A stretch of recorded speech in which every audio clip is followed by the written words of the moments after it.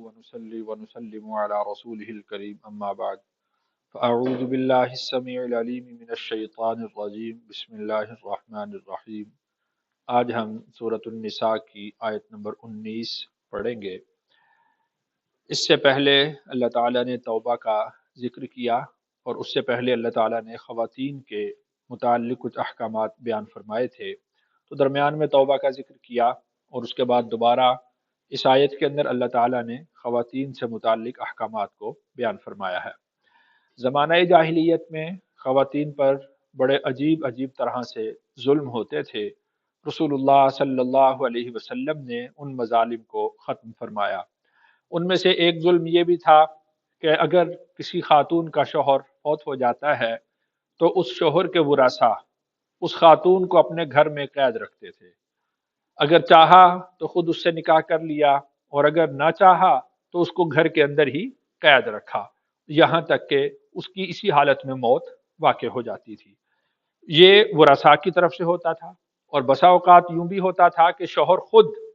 وہ اس عورت کے حقوق زوجیت ادا نہیں کرتا تھا، نان نفقہ پورے طریقے سے ادا نہیں کرتا تھا، لیکن اس کو معلق چھوڑ دیتا تھا، نہ طلاق دیتا تھا اور نہ ہی اس کے اخراجات پورے کرتا تھا، اس کو معلق چھوڑ دیتا تھا۔ یوں سمجھ لیجئے کہ اس کی زندگی کو اس نے اجیرن کر دیا تھا، تنگ کر دیا تھا، اور وہ دوسرا نکاح کر لیتا اور اپنی دوسری بیوی کے ساتھ اپنی زندگی بسر کرتا۔ تو اس کو اگر طلاق دیتا تو یہ کسی اور سے نکاح کرتی، تو اس کو طلاق بھی نہیں دیتا اور نہ ہی اس کو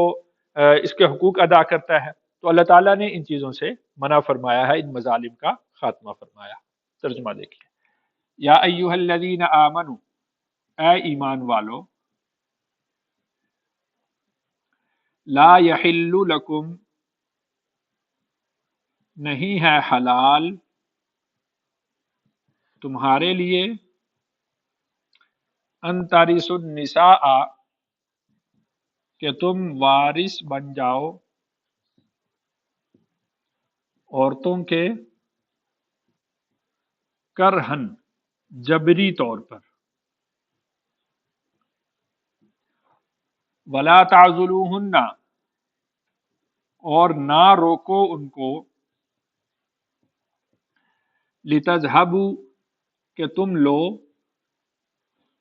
ببعض ما آتیتموہن،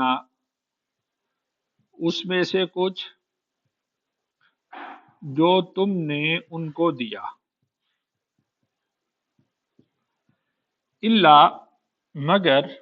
ان یأتینا، کہ وہ کریں، بفاحشۃ مبینہ، واضح گناہ، وعاشروہن، اور تم گزران کرو ان کے ساتھ، بالمعروف، اچھے طریقے سے، فإن کرہتموہن، پھر اگر تم ناپسند کرو ان کو، فعسیٰ، شاید، ان تکرہوا شیئا، کہ تم ناپسند کرو ایک چیز، وَيَجْعَلَ اللَّهُ، اور رکھی ہے اللہ نے، فیہ، اس میں، خیرن کثیرا، بہت خیر۔ تو یہ اس پورے معاملہ کو اس آیت کے اندر بیان کر کے اس کو ختم کیا گیا ہے، اور جو رہنے کا طریقہ ہے، معاشرت کا طریقہ ہے، اس کو بیان کیا گیا ہے۔ دیکھیے کہ لا یحل لکم ان ترثوا النساء کرہا، حلال نہیں ہے تمہارے لیے کہ تم عورتوں کے جبرن وارث بن جاؤ، ان کے مالک بن جاؤ۔ یعنی اگر کسی خاتون کا شوہر فوت ہوتا ہے تو تم اس کو اجازت دو کہ اپنی عدت گزارنے کے بعد جہاں پر وہ چاہے نکاح کرے، اگر کرنا چاہتی ہے۔ وہ لوگ جبرن ان سے نکاح کرتے تھے،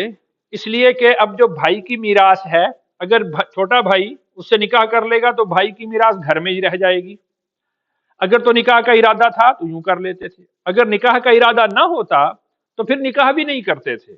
وہ بیچاری گھر میں ویسی ہی بیٹھی رہتی تھی کہ جب وہ مر جائے گی تو اس کی میراث پھر ساری کی ساری گھر کے اندر ہی رہے گی۔ تو گویا کہ خاتون کا جبری طور پر مالک بننا، کہ اس سے زبردستی نکاح کرنا، یہ بھی جائز نہیں ٹھہرایا گیا، اور یہ بھی جائز نہیں ہے کہ تم ان کا نکاح ہی نہ کرو اور ان کے سارے مال کے وارث بننے کی کوشش کرو، لا یحل لکم، یہ اس کو حلال ہی نہیں ٹھہرایا گیا۔ اور تیسری جو صورت ہے یہ شوہروں سے متعلق ہے کہ وَلَا تَعْضُلُوهُنَّ لِتَذْهَبُوا بِبَعْضِ مَا آتَيْتُمُوهُنَّ،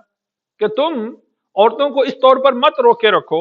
یعنی اگر کوئی شوہر اپنی بیوی کے حقوق زوجیت ادا نہیں کرتا، اس کو تنگ کرتا ہے، اور تنگ کرنے کی وجہ صرف اور صرف یہ ہے کہ میں اس کو تنگ کروں گا، یہ مجھ سے طلاق کا مطالبہ کرے گی، اور میں کہوں گا کہ جو تم نے مجھ سے مہر لیا ہے مجھے مہر واپس کر دو، میں تمہیں طلاق دے دیتا ہوں، تو اللہ نے اس سے بھی منع فرمایا۔ اور نہ روکے رکھو ان سے اس لیے کہ تم لے لو ان سے اس میں سے کچھ جو تم نے ان کو دیا ہے، یعنی جو بطور مہر کے تم نے ان کو دیا ہے تم مہر بھی واپس لینا چاہو، اس وجہ سے ان کو روک کر مت رکھو۔ یعنی اتنی باریک چیز کو بھی رسول اللہ صلی اللہ علیہ وسلم نے اور ہماری شریعت نے اور قرآن نے واضح طور پر زیر بحث لا کر اس کو بتلایا کہ یہ کرنا بھی جائز نہیں ہے۔ یعنی اپنی بیویوں کو اس طرح سے دبانا اور ان کے حقوق کو اس طرح سے ضائع کرنا کہ وہ تنگ آ کر پیسے دے کر اپنی جان چھڑانا چاہیں، یہ بھی جائز نہیں ہے۔ الا ان یاتین بفاحشۃ مبینہ، ہاں اگر واضح طور پر کوئی گناہ کرتی ہیں تو پھر تمہیں اجازت ہے۔ تو یہ حکم اب منسوخ ہے، یہ زنا کا حکم نازل ہونے سے پہلے کا حکم یہ تھا کہ اگر اس طرح کا کوئی گناہ ان سے سرزد ہو جاتا ہے تو پھر تم ان کو گھر سے نکال سکتے ہو کہ وہ جہاں پر جانا چاہے وہ جا سکتی ہے، لیکن اب اس طرح یہ حکم نہیں ہے۔ آگے ارشاد فرمایا کہ وعاشروہن بالمعروف، کہ تم خواتین کے ساتھ، اپنی بیویوں کے ساتھ اچھے طریقے سے، بھلے طریقے سے گھر کے اندر رہو۔ دیکھیے کہ خواتین کو ان معاملات کی سمجھ بوجھ نہیں ہوتی جو ایک مرد کو معاملات کی سمجھ بوجھ ہوتی ہے، اور مرد کے جو معاملات ہیں وہ گھر کے اندر بھی ہوتے ہیں، خاندان کے اندر بھی ہوتے ہیں، معاشرے کے اندر بھی ہوتے ہیں، تو مرد ان سارے معاملات کو دیکھ کر چل رہا ہوتا ہے، اور خواتین کے ذہن میں ایک ہی بات ہوتی ہے، ایک ہی طرح کا معاملہ ہوتا ہے، تو بسا اوقات وہ محسوس یہ کرتی ہیں کہ گویا کہ ہمیں اگنور کیا جا رہا ہے، تو وہ یعنی مرد سے جھگڑا کرنے کی کوشش کرتی ہیں۔ تو وعاشروہن بالمعروف، تم ان کی اس کجروی سے یعنی یوں سمجھیں کہ برداشت سے کام لو، اس کو اگنور کرو، اور ان کے ساتھ اچھے طریقے سے رہو، ان کو بات سمجھانے کی کوشش کرو۔ فَإِن كَرِهْتُمُوهُنَّ فَعَسَىٰ أَن تَكْرَهُوا شَيْئًا، اگر تمہیں ان کی کوئی ایک بات ناپسند ہے، مثال کے طور پر وہ مزاج کی تیز ہے، زبان دراز ہے، بد اخلاقی یعنی بد کلامی کرتی ہے تم سے، تو یہ چیز ناپسند ہوتی ہے، لیکن وَيَجْعَلُ اللَّهُ فِيهِ خَيْرًا كَثِيرًا، ہو سکتا ہے کہ اللہ نے اس میں بہت ساری خیر رکھ دی ہو۔ بہت ساری خیر یہ ہے کہ اللہ تعالیٰ تمہیں اس سے اولاد عطا فرما دے، یہ کتنی بڑی خیر ہے۔ اور اگر یہ بھی نہ ہو تو سب سے بڑی خیر تو یہ ہے کہ جب تم اس کی بد کلامی کو برداشت کرو گے تو اس صبر کے عوض میں اللہ تعالیٰ تمہیں اجر عطا فرمائیں گے، تو یہ کم اجر ہے۔ تو وَيَجْعَلُ اللَّهُ فِيهِ خَيْرًا كَثِيرًا، ہو سکتا ہے کہ وہ خدمت گار ہو، کسی وقت میں زبان تیز چلا لیتی ہو لیکن خدمت گزار ہو، اور بہت سارے معاملات ہو سکتے ہیں، تو اس کی برائیوں پر نظر نہ رکھو بلکہ اس کی اچھائیوں پر نظر رکھتے ہوئے تم اپنی زندگی کو اس طریقے سے گزارو۔ اور رسول اللہ صلی اللہ علیہ وسلم نے ارشاد فرمایا کہ تم میں سے بہتر وہ ہے جو اپنے گھر والوں کے لیے بہتر ہے، اور میں اپنے گھر والوں کے لیے سب سے زیادہ بہتر ہوں۔